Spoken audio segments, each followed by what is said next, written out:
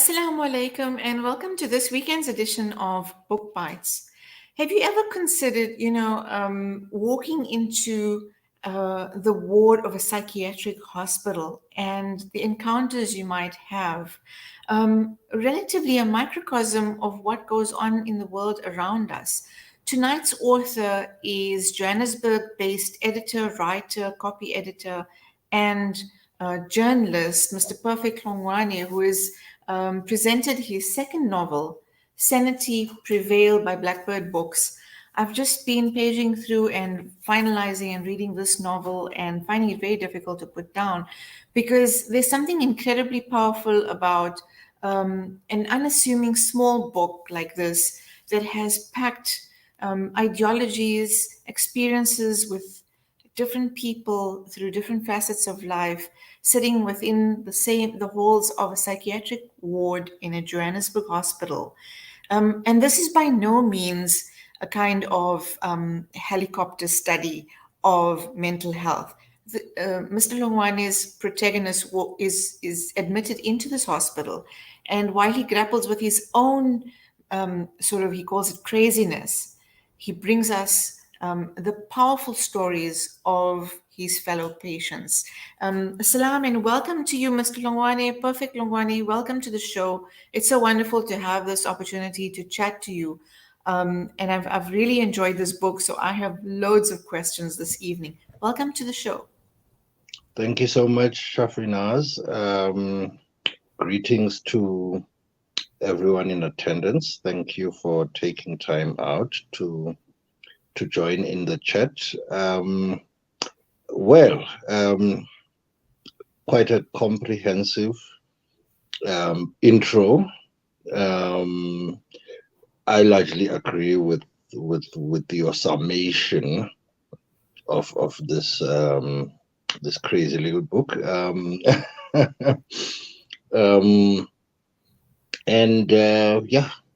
look forward to the conversation.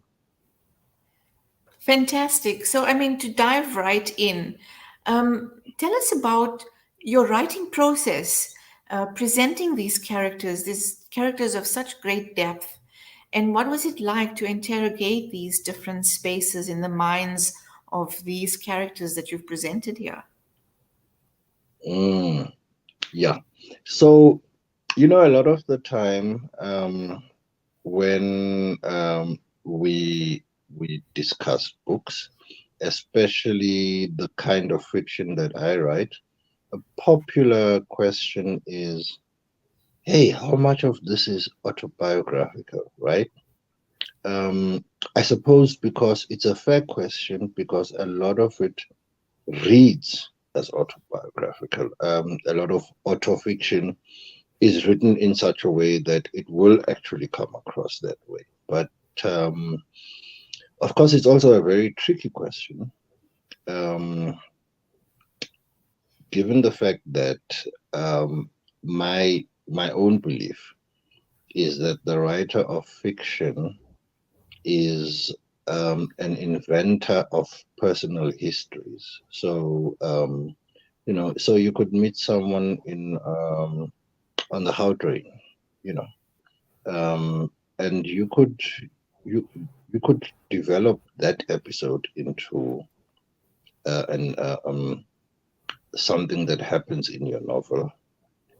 So it would be based on this character that you met on the Hlongwane. However, you will then, in your mind, in your imaginative sphere, imbue this character with a history now, with certain propensities that you obviously would not know about just from having sat in the Hlongwane and observed someone and thought, this is a writing trigger. This person gives me some material to work with. So so the writing process for Sanity Prevail did not include me going out to interview psych ward patients, or even trying to get hands-on practical research about, okay, if it's a government facility, what would actually happen in that kind of ward. But it was more about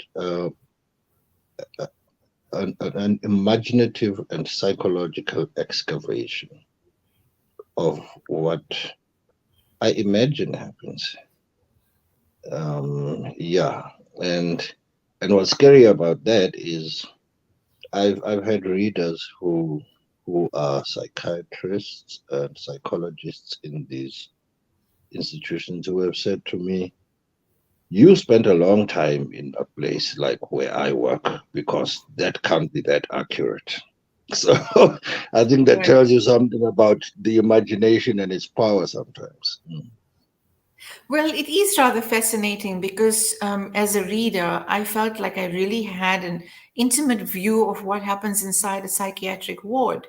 As though, and I thought this was your journalistic side showing out if you had had the opportunity to walk through or spend some time there, because there would be Mm, ethical considerations around that. So I was keen to hear about that process. But mm, also, I mean, writing is very much observance, intercepting the environment and the people we interact with. And then, in some way, the autobiographical situation is presenting some of our own, perhaps, judgments and expressions and experiences onto that canvas. mm, mm, And this is what makes your characters not just these cardboard cutouts that fit into a story, but multi-dimensional and sort of flesh and blood characters that one both identifies with and empathizes with. I said earlier that this is a microcosm of society. So as much as you can present a few characters with their experiences within the space of within the bounds of this psychiatric ward. This is the world that we live in. This is mm, how we encounter people in Johannesburg, in Durban, in South Africa. Speak to us mm, about that, about how mental health and mental issues aren't just confined to the psychiatric wards of our specialist centers, mm, but we all interact and inspire and are challenged by these very mm. same issues. Yeah, I think I'd like to answer to respond to that in two ways. The first is from a stylistic point of view. Um, when I wrote my debut novel Josie, um, one of the questions I remember being asked, I think it was at the then MNG Literary Festival, was so doesn't it concern you that these episodes that you describe in this debut novel of yours are so fleeting? And I think I remember answering to the effect that, well, look at the title. The title says Jersey, so this happens in Jersey. And you tell me, how many interactions do you have that are not fleeting in the hustle and bustle of this city? And I remember giving an example of a young man who used to serve me a very nice screwdriver, um, and I knew him. I knew his name. His name was Humphrey, and I knew that he made the best screwdriver. And one day I walked in and said, "Where's Humphrey?" And the answer was, "Oh, Humphrey died a couple of days back." Am I not going to write about Humphrey? Am I not going to try to capture some essence of how fleeting these human interactions can be in the cityscape? I must. So even in Sanity Prevail, I think the same accusation can justifiably and will be made to say, well, why are you flitting from one character to the next, and why is it so fleeting, and so on and so forth. This the second part of my response would come back to what you pointed out so astutely, Shafinaaz, which is that it was important for me that the novel does serve as a microcosm of the society that we live in. So that Mm, needed for me a plethora of angles, a plethora of inlets to say, here's a big picture, even if it's not in painted on a big canvas, you know. And it was important also because of the attitude I wanted to take narratively towards the whole problem of mental health. I didn't want to seem to be presenting any trite answers or solutions. I wanted the ugliness of it to come out as clearly as possible, sometimes the needlessness of it. Um, but I also wanted to use that then as a springboard for some kind of comment, some kind of observation, some kind of stance towards society. To say, perhaps in some way, echo, uh, let's say, Jiddu Krishna to, I'm sure I got the name wrong, but the philosopher, who says that it is no measure of health, really, to be well adjusted to a profoundly sick society, you know. And yeah, and I suppose in my approach, certainly, the French poet Rimbaud talks about he's not writing to dispense any kind of healing balm. Yeah, definitely that was not an approach I had in mind, but more a mirror kind of approach to say, can we see something of the society, both in its interior and exterior forms, from what happens in the book?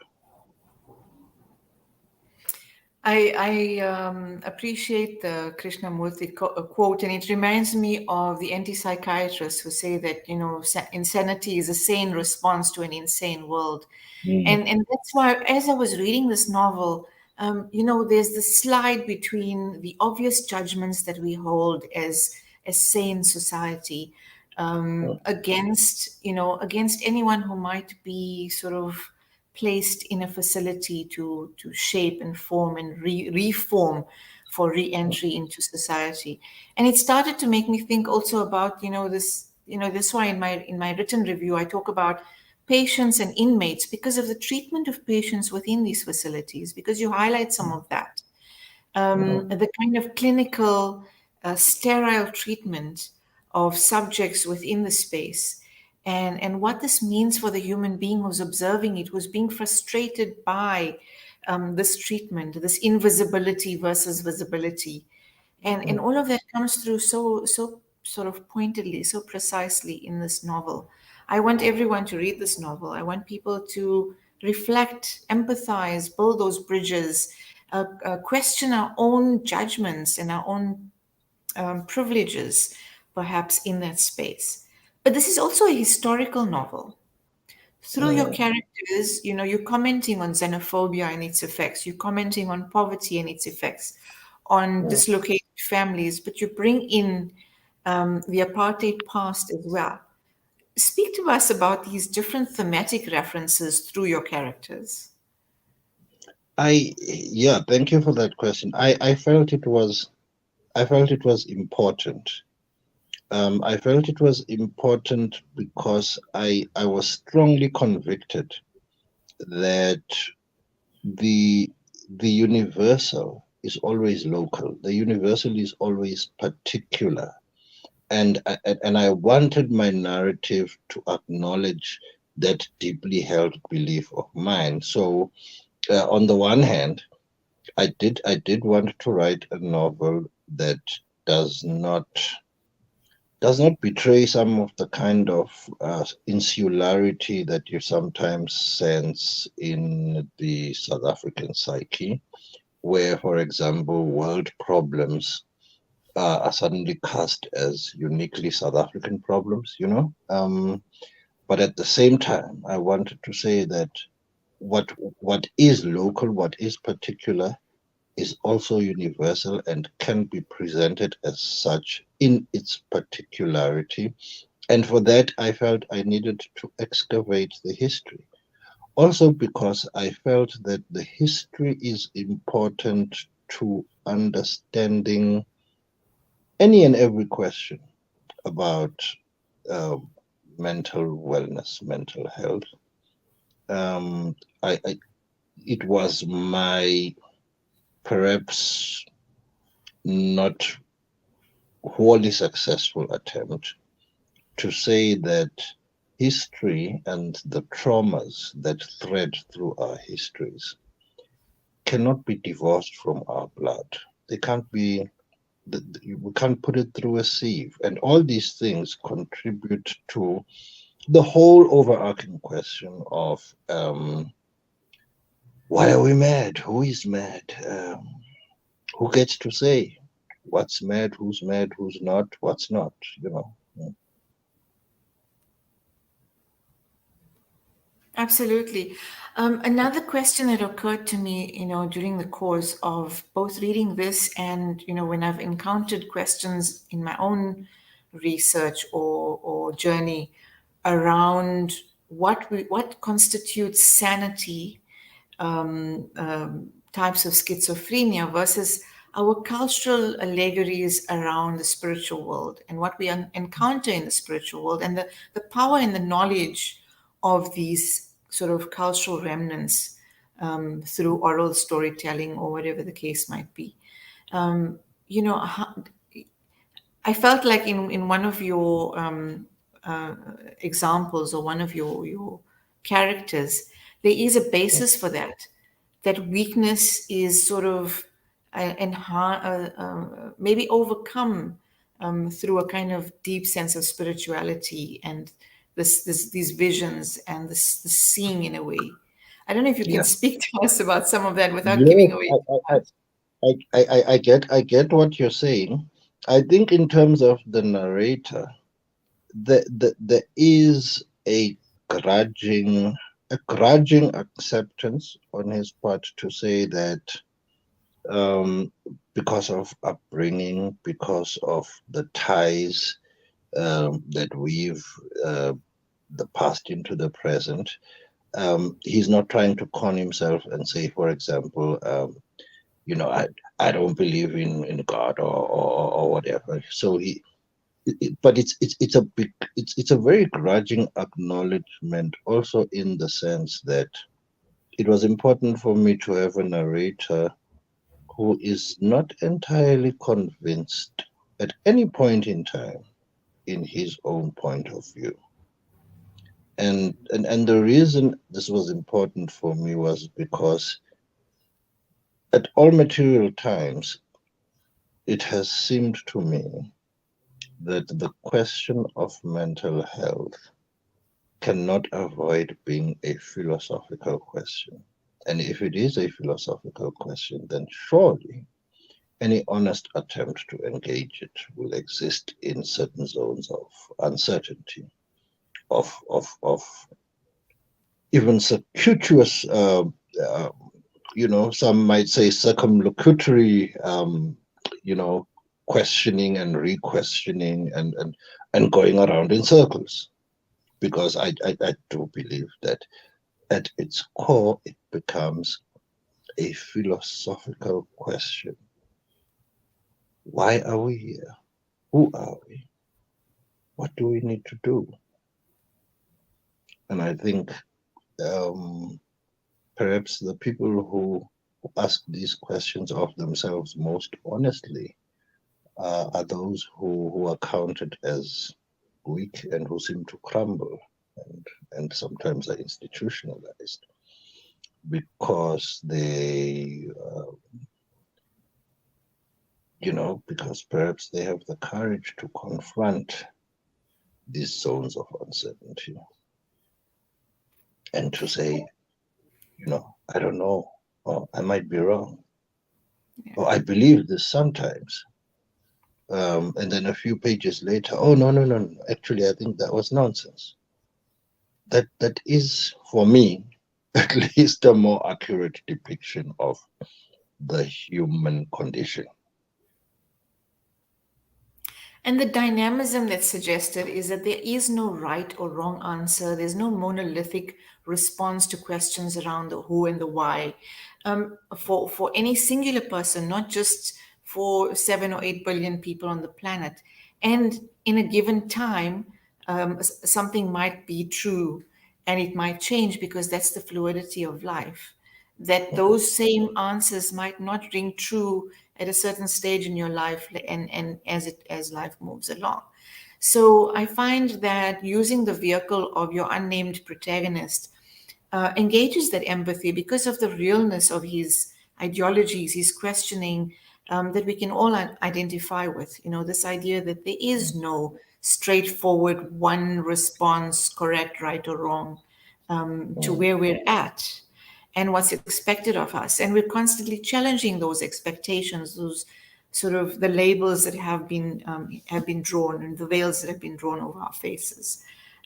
mm, And I think that was rather humbling to be able to read, as opposed to mm, if this was written. I want to talk about stylistically. If this was written, just in the third person observance of mm, characters, your mm, vehicle mm, of this unnamed protagonist, I think, makes for a very powerful way mm, of delving into this novel. mm. Interestingly, I'm just listening to your reading of the novel and thinking, well, reading really is very subjective. Very recently, I talked with a practicing psychiatrist who has read the book, and their strident criticism of it was to say, "You write so well, but honestly, did you have to make this unnamed protagonist, narrator of yours, did you have to make him someone so completely impossible to sympathize with?" so, so yeah, that I guess that speaks to the subjectivity of reading. I guess yeah. Some That's some readers interesting. have some readers have found him just yeah, too high flown and airy fairy and just yeah, absolutely gross, impossible to. Well, and I'm glad because it just speaks to the multidimensionality of your character. And I yeah, am a person who lives inside my head. So I think that's why I enjoyed the detail with which his thoughts are laid out on the page. absolutely. It echoed a lot of the way, I suppose, a lot of the way I interrogate life, in so much Mm, of detail. And the observances you make of people. I mean, you stand in a supermarket queue and you watch someone's basket and you make a story out of that because mm, there's somebody who mm, is buying cheese and wine and roses, and there's somebody who's buying nappies and butter and bread. And mm, it's a mm. different story. Yeah, yeah, So, absolutely. so there's definitely all of that. Um, and yes, I don't think your character is perfect. By no means am I, saying that. I just think that it's very interesting to have that authenticity of the questioning that he undergoes, the change of dimensions that he experiences through the story as he encounters each person, because it opens the reader's mind as well to say these are Mm, not just a bunch of people banded together with chemical imbalances. They are mm, very, very deep stories, and your protagonist wants to interrogate what's behind each of why these people are here. I think that's important. I mm, would say that professionals in the field reading this, like psychologists, mm. psychiatrists, and nurses, would be slightly poked by the idea that some of their interactions also reveal Aha. mental health issues, Of course, of and course. the human interaction brings us to brings a mirror up to our own faces, even in the professional field. Mm, mm. I also I'm glad you mentioned I think in your previous question something to do with not just spirituality but also oral folklore. Um, part of what I tried to do with the narrative, I'm not sure how far I succeeded, was to also open up questions about storytelling, stylistics in the modern novel form. And to say, I'm a bit uncomfortable when certain things become gospel, when certain mantras are taken up as though they ought to apply uniformly. Um, Show, don't tell, you know. Yes, absolutely. I agree with it in many instances, but I don't want it to be taken up as a mantra. I don't, I think that because life is this zone of uncertainty and because history is so elusive, um, sometimes the best way to capture certain things might be to go against the grain of whatever is conventionally riding the crest of the wave at the time. I think if you can successfully stretch those boundaries around the so-called mantra of structure and writing, if you can successfully do that, you do present new ways of extending your creativity. And so, there's always room for that. I have loads more questions, but I also know that readers will really be able to delve into this book and really, get something of this. If it means building bridges and engaging empathy. We have run out of time, but I'm so grateful for the time that we had to pick your brain and to open up these questions for our audiences and for potential readers of this book. Thank you so much for your time this evening and for writing this important historical, philosophical, and human book. Thank you so much, Shafinaaz. I really value the opportunity to have had this discussion. I I do sense that a lot of people read the book, but they don't quite know what to make of it, and therefore reviews and engagements are still a little bit thin. But I'm sure that more engagements such as the one you've opened up a space for will lead to more engagement with the work, which I absolutely crave. Because something you wrote in your mini review, for me, just hits the nail on the head. You said, okay, after everything's said and done, this this book is thought provoking, and for me, if that's all it does, if that's all it is, just thought provoking, for me, I'd have to say mission accomplished. And thank you so much for your time. Absolutely.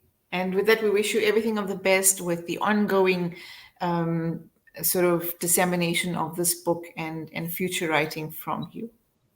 Thanks very Thank you. much, Prophet Hlongwane. Okay. Bye.